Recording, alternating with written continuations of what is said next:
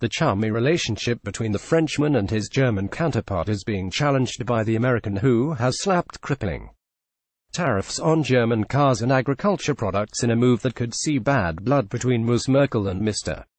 Macron bleed into other EU member states. The issue comes down to EU Trade Commissioner Malmström, who, in order to act on the tariffs, requires a mandate for binding agreements between states.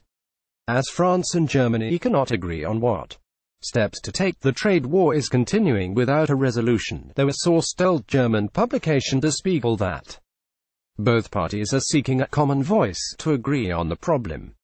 Germany, like most other EU countries, wants to give EU Trade Commissioner Cecilia Malmström a mandate to negotiate tariff cuts for automobiles and other industrial products with the US. France's President Emmanuel Macron is playing for time. Mr. Macron, according to Brussels, would by no means want to see the European elections in late May give the impression that the EU would make a fresh start for a comprehensive free trade agreement such as the Transatlantic Trade and Investment Partnership (TTIP). Added to that, he is battling the yellow vests in France, and to keep French farmers on side, remains keen to not rock the boat with more Paris protests as a result of EU talks with the US over agriculture.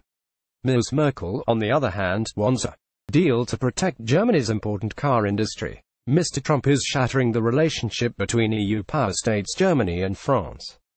Image Getty, as Mr. Trump, which wants the most comprehensive agreement, is aware of infighting in Europe, the situation has left him free to score points with his voter base in the American agricultural regions, and to drive the Europeans apart. Though time is running out for the EU, in the past, Mr. Trump has repeatedly deployed his man in Brussels,